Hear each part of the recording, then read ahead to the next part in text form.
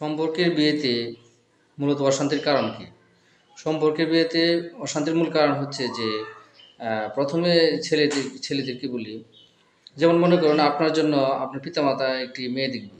তখন তার সবকিছু তারা বিবেচনা করবে। তার মেয়ের আচার-আচরণ, শিক্ষা-দীক্ষা, জ্ঞান, হ্যাঁ, বংশমর্যাদা সবকিছুই আপনার আ বিবেচনা করবে। কিন্তু আপনি যখন একটি মেয়েকে দেখে পছন্দ করবেন, হয়তো আপনার মেয়েটি আপনার কাছে তার একটি হাসি পছন্দ হয়ে যেতে পারে, তার বা মুখমণ্ডল একটু মায়া লেগে যেতে পারে।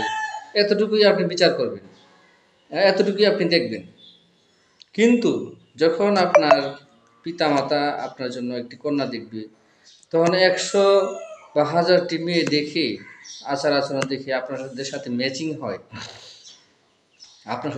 হয় রঙে, কালারে, তারপর উচ্চতায়, হ্যাঁ? সবকিছু মিলিয়ে যখন শিক্ষা-দীক্ষায় আপনার সাথে যখন ম্যাচিং হবে, মন মানসিকতায়, কথায়, বংশমর্যাদায় সবকিছুর দিক দিয়ে যখন আপনার ম্যাচিং হবে, তখনই কিন্তু আপনার পিতামাতা আপনাকে বিয়ে করাবে।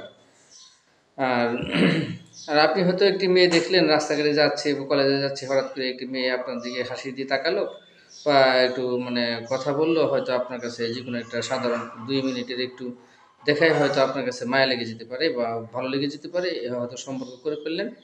আপনি আর কিছু বিচার করলেন না। হুম? আর এই তো বিয়ে করে ফেললেন, করার পর দেখলেন যে তারপরে আর কোনো কিছুই আপনার সাথে মিলে না।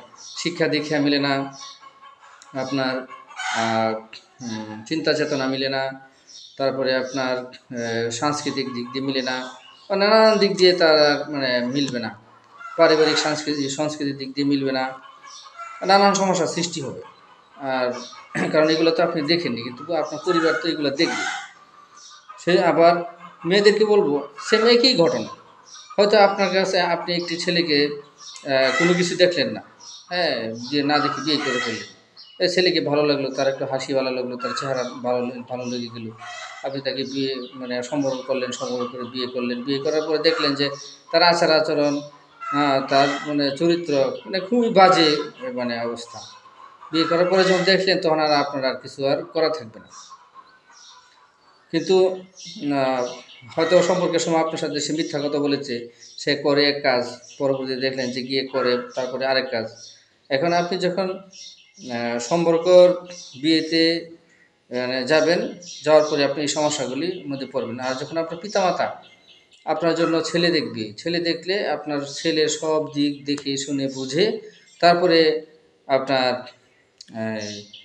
এই পিতামাতা আপনাকে বিয়ে দিল। তখন আপনার সুখে শান্তিতে থাকতে পারবেন।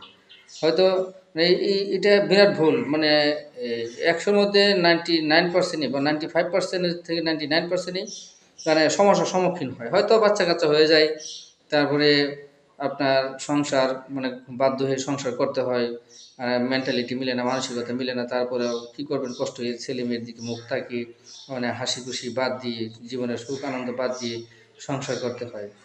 সেজন্য আমি বলব যে যারা বিয়ে করতে চান, আপনার দেখে শুনে বিয়ে করুন।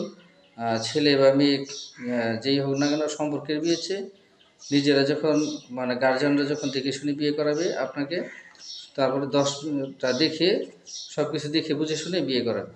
হয়তো অনেকে বলতে পারেন যে না আমি তো সম্পর্কে বিয়ে করছি, আমি তো খুব জীবনে খুব জয় হয়ে গেছি। না, এটা ভুল কথা।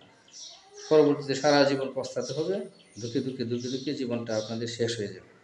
তাই বলবো, জীবনে সবকিছুতে ভুল চলে না। আর ভুলও বারবার করা যায় না।